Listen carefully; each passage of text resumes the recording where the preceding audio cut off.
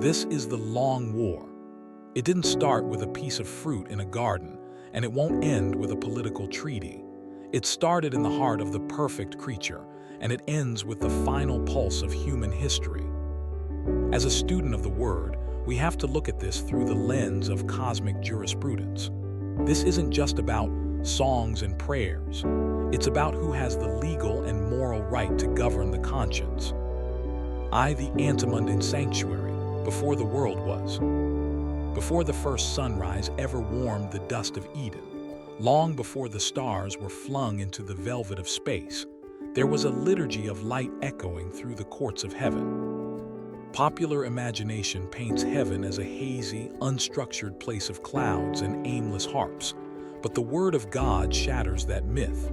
The Bible describes a realm of intense order, absolute government, and divine protocol. Heaven was not a vacuum, it was a kingdom, and every kingdom is defined by its law. The constitutional blueprint, the throne of law. In Psalm 103:19, the prophet king declares, "The Lord hath prepared his throne in the heavens, and his kingdom ruleth over all." This isn't just poetry, it's a statement of jurisdiction. God's sovereignty isn't a display of raw, might makes right power. It is sustained by a moral constitution. Psalm 89:14 tells us that justice and judgment are the habitation of thy throne. In the original Hebrew, habitation means a foundation or a fixed place. You cannot have the throne without the law, and you cannot have the king without his decrees. The law was the very atmosphere of heaven, a transcript of God's own character, ensuring that freedom never devolved into anarchy. The covering cherub, guardian of the government. Into this perfect order, Lucifer was brought forth. He wasn't just another face in the angelic host. He was the pinnacle of created intelligence. Ezekiel 28 identifies him as the anointed cherub that covereth. To understand the weight of that title, we have to look at the copy God gave to Moses. In the earthly tabernacle, the most holy place contained the Ark of the Covenant. On top of that ark sat the mercy seat, flanked by two golden cherubim whose wings overshadowed the sacred chest. What stayed inside that chest? The moral law, the 10 Commandments. As the covering cherub in the true heavenly sanctuary, Lucifer's primary function was to guard the sanctity of God's law. He stood in the immediate Shekinah presence of the Father. He was the prime minister of worship. He understood the mechanics of God's government better than any being in existence. He knew that the law was the security of the universe. He didn't just observe the law, he was its chief steward. The source, the logic of unforced worship. Worship in this primordial era was unforced and organic. It wasn't a demand issued from a hungry ego. It was the only logical response to reality. The angels worshiped because they recognized God as the source. In the science of heaven, there is a fundamental distinction. There is the self-existent one, and then there is everything else. God did not receive life, he was life. He did not study wisdom, he was wisdom. The angelic hosts understood that their very heartbeat was a loan from the Creator. Their worship was an act of continuous connection. To turn away from the Creator wasn't just a difference of opinion. It was a disconnection from the only power supply in existence. Heaven functioned on a frequency of perfect love, and as 1 John 4:18 reminds us, there is no fear in love. There were no celestial police, no threats of coercion. The law was written on their hearts long before it was ever etched in stone. They obeyed because they loved, and they loved because they saw God for who he truly is, the boundless, selfless fountain of all that is good. I, the great defection, the psychology of pride. Then came the fracture, the moment the music of eternity hit a dissonant chord. This is what the Apostle Paul calls the mystery of iniquity in 2 Thessalonians 2:7. It's called a mystery because it is fundamentally nonsensical. There is no logical reason for a perfect being, living in a perfect environment under the shadow of a perfect God, to find a reason to complain. Sin didn't begin with a lack of resources. It began with a rejection of rank. The slander, a campaign of whispers. Lucifer was too brilliant to launch a frontal assault. He knew he couldn't outpower the Almighty, so he attempted to outmaneuver him. He didn't come with a sword, he came with a suggestion. He began a systematic whisper campaign among the angelic host, casting doubt on the very law he was assigned to cover. He framed God's government as a restrictive regime. He argued that holy beings, beings of light and high intelligence, didn't need a law to tell them what to do. He rebranded obedience as slavery and lawlessness as liberty. This was the first instance of gaslighting in the history of the universe.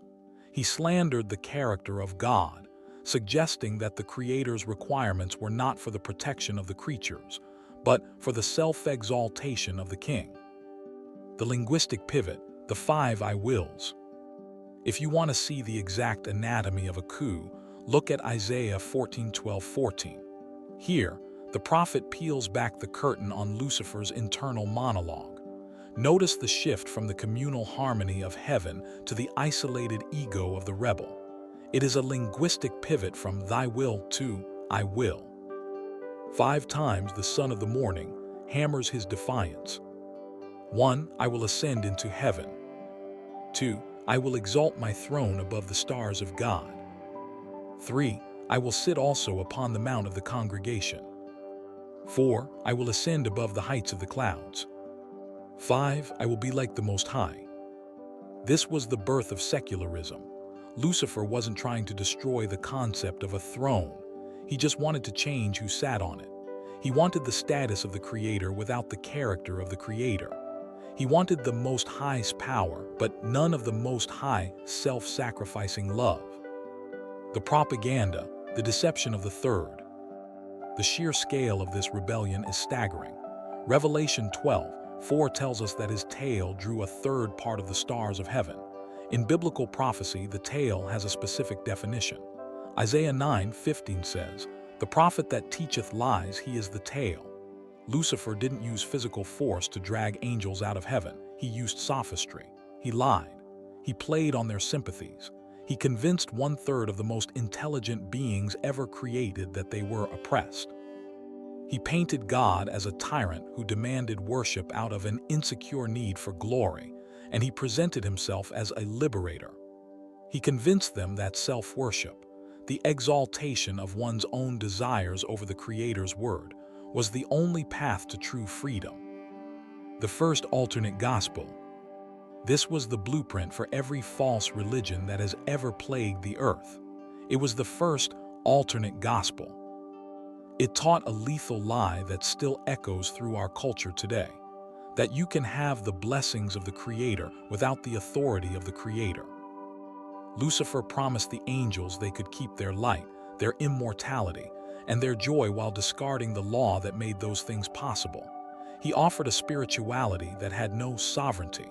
He offered a grace that required no growth. It was the ultimate bait and switch. He promised them they would be like gods, but he led them into a darkness where they could no longer see the face of the only one who is actually good. The altar of blood versus the altar of botany. When the war shifted from the celestial heights to the dust of our world, the enemy didn't change his goal. He just changed his camouflage. He knew he couldn't convince humanity that God didn't exist. The memory of Eden was still too fresh for that. So he took a more surgical approach. He didn't try to stop people from worshiping. He tried to get them to worship incorrectly. He wanted to switch the worship of the Creator for a worship of the self disguised as religion. The theology of Cain, the first modernist. Enter Cain, the firstborn of the fallen race. In our modern vernacular, we might call Cain the first liberal theologian. He wasn't an atheist. He didn't mock the idea of an altar. He just believed he could improve on the instructions. God had been crystal clear. The way back to the tree of life was through a substitute. The sacrifice had to be a lamb, a life for a life, representing the lamb slain from the foundation of the world. But Cain looked at that requirement and found it unnecessary. He found it bloody and primitive. In Genesis 4:3, we see his solution. He brought the fruit of the ground. On the surface, it looked beautiful. It was colorful, it was fragrant, and it was impressive. But it was a theology of sweat. Cain was offering the product of his own labor, his own cultivation, his own good works. This was the birth of works righteousness. He was saying to the Almighty, I've decided that what I can produce is good enough to bridge the gap between us. He wanted a seat at the table of grace based on his own merit. The obedience of Abel, the logic of the covenant. Abel, on the other hand, understood what we call covenant logic. He didn't bring a lamb because he was a nature lover or because he wanted to be different from his brother. He brought it because he was compliant. Abel looked at his own heart and realized he had nothing to offer that wasn't already tainted by the fall. He knew that if he was going to stand before a holy God, he needed a substitute. He understood that sin carries a legal death penalty, and only a life of infinite value could pay that debt. Hebrews 11:4 tells us that by faith Abel offered unto God a more excellent sacrifice than Cain. Notice the phrasing. It wasn't more excellent because it was prettier. It was more excellent because it was faith-based obedience. Faith isn't a feeling. It's acting on what God said, regardless of how you feel about it. Abel's altar was a monument to the authority of God. Cain's altar was a monument to the opinion of man. The persecution pattern, the Cain mark. This is where the story takes a dark, prophetic turn. When the fire of heaven fell on Abel's sacrifice but stayed silent on Cain, the divide became visible. God didn't just leave Cain to his own devices. He came to him with an appeal. He said, "If thou doest well, shalt thou not be accepted?" Genesis 4:7. Grace spoke first, but Cain didn't want grace, he wanted validation. When he didn't get it, his self-worship morphed into a terrifying new form, persecution. Cain didn't repent, he became a murderer. He couldn't defeat God, so he struck out at the only thing he could reach, the one who was obeying God. This is what I call the Cain mark. It is a historical constant. Every time a person, a church, or a political system tries to worship God on their own terms, they eventually turn violent toward those who insist on following God's terms. False worship cannot tolerate the presence of the true. It's too convicting. From the blood of Abel to the martyrs of the Dark Ages to the final crisis of Revelation, the pattern is the same. If I cannot force you to worship my way, I will eliminate you. Believers, we are living in the hour of judgment, and neutrality is no longer an option. If you believe it's time for the people of God to return to true, obedient worship, then help us spread this warning. Like this video, subscribe for more deep dives into the Word, and share this on your feed. You never know whose conscience is being stirred right now. I want to hear from you too. Leave a comment and tell me what part of this message hit home for you. Let's stand together in the faith of Jesus. Now let's get back to the video. IV, the image in the furnace, the state as God. If you want to see where the war over worship stops being a private theological debate and starts becoming a matter of federal law, you have to look at the plains of Dura. This is the moment in history where the state decides it has the right to occupy the space that belongs only to God, the human conscience. The counterfeit Sabbath, a universal decree. King Nebuchadnezzar didn't just build a statue, he built a monument to human defiance. Remember, God had already told him in a dream that his kingdom would pass away. By making the image entirely of gold, the king was essentially saying, God's word is wrong. My kingdom is eternal. He then issued what we'd call a universal mandate. In Daniel 3, we see the weaponization of culture. He used all kinds of music, a sensory, emotional blitz designed to sweep people into a trance of conformity. This was a counterfeit Sabbath. Instead of a day set aside to remember the Creator, it was a moment set aside to honor the creature. The command was simple. When the music plays, you bow. No exceptions. It was the unity of the graveyard, unity through the threat of death. The remnant response, loyalty not stubbornness. Among the thousands who fell prostrate that day, 3 young men stayed on their feet. Now, let's be real. From a human perspective, they had every excuse to bow. They could have said, God knows my heart, or I'm only bowing outwardly to keep my influence so I can do more good later. But Shadrach, Meshach, and Abednego weren't playing political games. They weren't being stubborn or difficult. They were being loyal. They had a higher law written in their DNA. Exodus 24:5, the second commandment, which says, "Thou shalt not make unto thee any graven image. Thou shalt not bow down thyself to them." They understood that you cannot separate worship from law.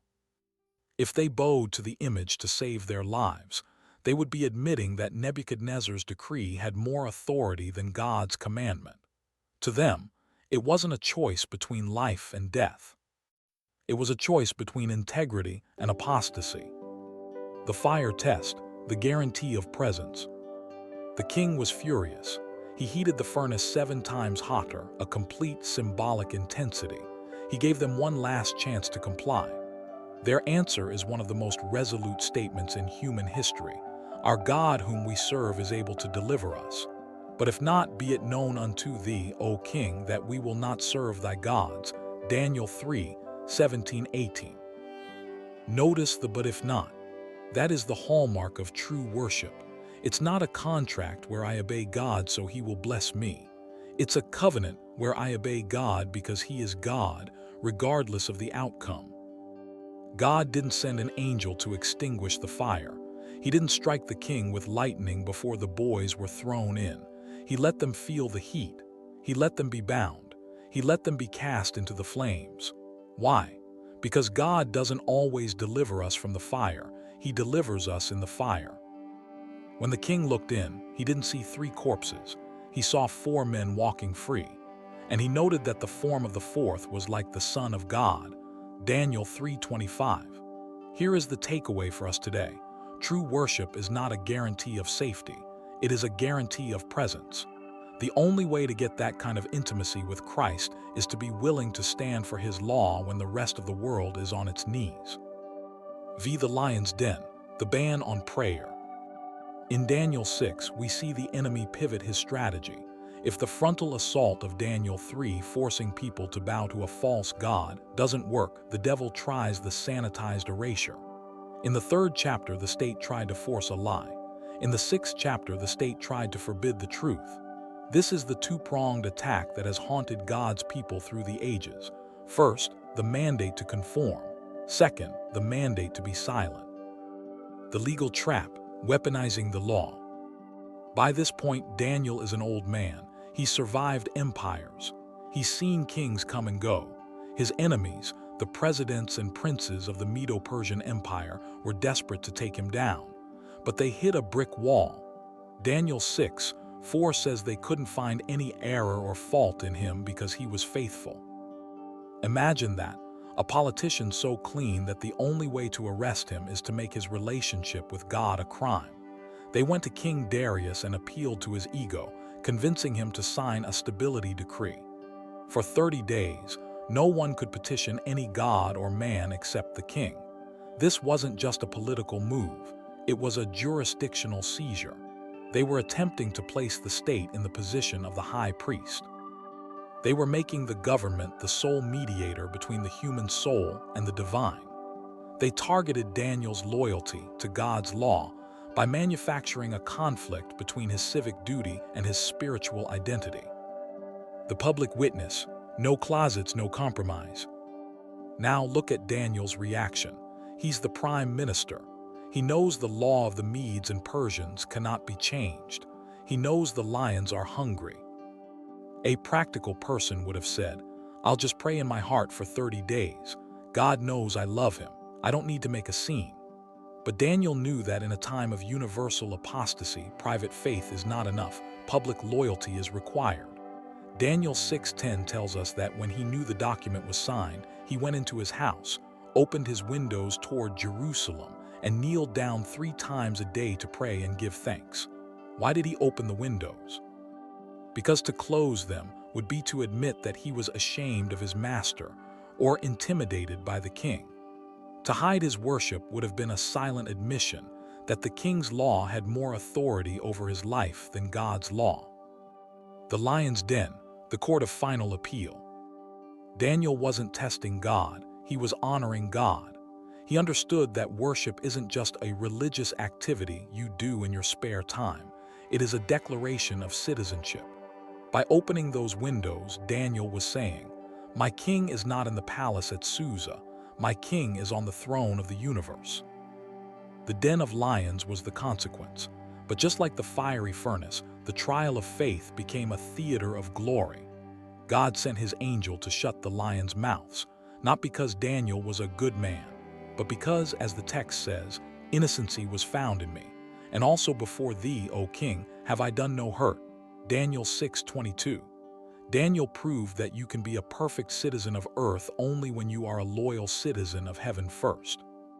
He showed the world that when human law contradicts the law of God, the human law loses its moral authority. True worshippers don't seek out conflict, but they don't flee from it either when the price of peace is the betrayal of God. The final crisis, the mark of the beast.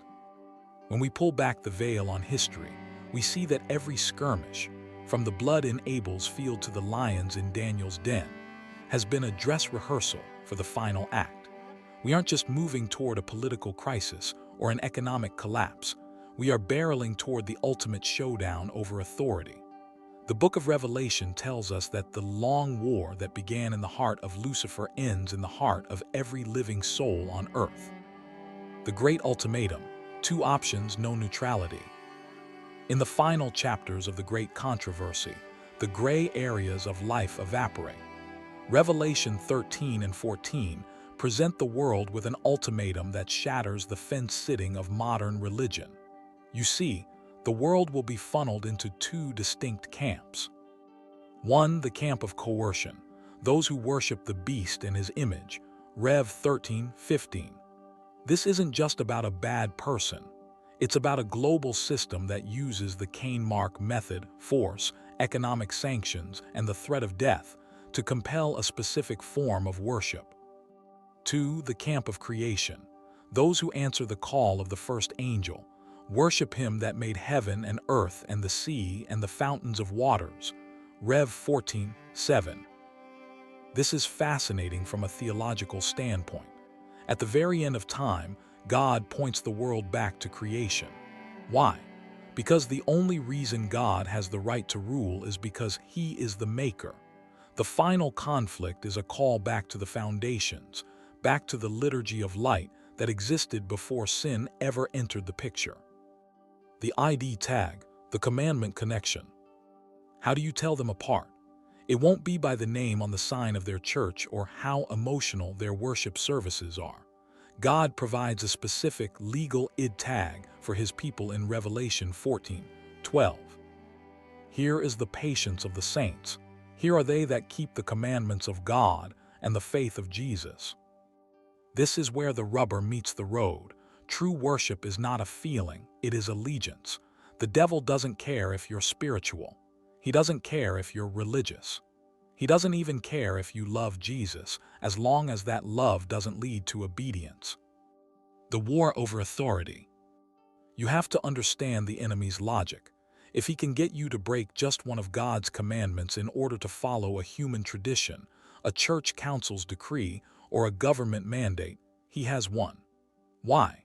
Because you have acknowledged a higher authority than God.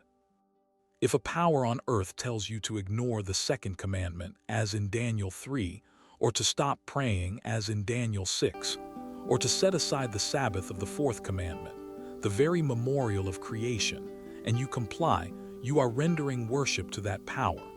You are saying, their law is more binding than God's law. The resolute reality, the final stand. The devil's alternate gospel is still the same. You can have the blessings of Christ without the lordship of Christ. But Revelation tells us that the faith of Jesus isn't a weak, sentimental thing. It's the same faith that led Christ to say, "It is written in the wilderness." It's a faith that produces a people who would rather die in a furnace or a lion's den than smudge the line of God's law. The time is coming when tradition won't save you and opinion won't sustain you. Only a faith that is rooted in the authority of the Creator will stand. We are being asked the same question that has echoed since the courts of heaven. Who is your source? To whom do you owe your breath, your life, and your loyalty? The line is being drawn, the music is playing, the decree is being drafted, and in the silence of the soul, the Creator is asking, "Will you worship me?" The resolute reality. This brings us to the moment of truth. We aren't just looking at ancient scrolls or dusty stories. We are looking into a mirror. Worship is the ultimate dividing line. It is the razor's edge that separates a form of godliness, the empty, hollow shell of religion, from the power thereof, which is the life-transforming authority of the living God, 2 Timothy 3:5. The modern Dura. Look around. The chaos, the frantic pressure to conform to the spirit of the age, and the systematic blurring of moral lines aren't accidental. We are standing on the precipice of the final Dura. The world is being prepared for a global orchestration of loyalty. Today, the music might not be a literal orchestra, but it is the rhythmic beat of social pressure, the harmony of political correctness, and the loud, clanging cymbals of economic necessity. The image is standing. It is a system that demands you place your convenience, your safety, and your reputation above the "Thus saith the Lord." The Carmel confrontation. We find ourselves in the exact same position as the Israelites on Mount Carmel. In 1 Kings 18, Elijah didn't ask the people to join a new denomination. He asked them to make a jurisdictional choice. He cried out, "How long halt ye between two opinions? If the Lord be God, follow him, but if Baal, then follow him." The tragedy of that day was the response, and the people answered him not a word. 1 Kings 18:21. Their silence was their decision. In the war over worship, neutrality is an impossibility. To not choose the Creator is to automatically slide into the worship of the creature. To ignore the law of heaven is to implicitly accept the laws of the rebel. The power of true worship. True worship isn't something you do. It's someone you belong to. When you choose to worship God in the beauty of holiness, you aren't just singing songs. You are declaring that your life, your family, and your conscience are occupied territory. You are telling the principalities and powers of this world that they have no claim on you because you have been bought with a price. This is the power that shuts the mouths of lions. This is the power that walks through fire and comes out without even the smell of smoke. It's not the power of human will. It's the power of divine authority flowing through a human being who has surrendered their "I will" for God's "Thy will." The closing call. The decree is being drafted. The lines are being drawn. This is the time to decide where your loyalty lies. Will you be like Cain, offering a refined religion of your own making? Or will you be like the remnant who keep the commandments of God and the faith of Jesus? The question isn't whether you will worship. Everyone worships something. The question is, whose authority do you recognize when the fire gets hot? We are living in the hour of judgment, and neutrality is no longer an option. If you believe it's time for the people of God to return to true, obedient worship, then help us spread this warning. Like this video, subscribe for more deep dives into the Word, and share this on your feed. You never know whose conscience is being stirred right now. I want to hear from you too. Leave a comment and tell me what part of this message hit home for you. Let's stand together in the faith of Jesus.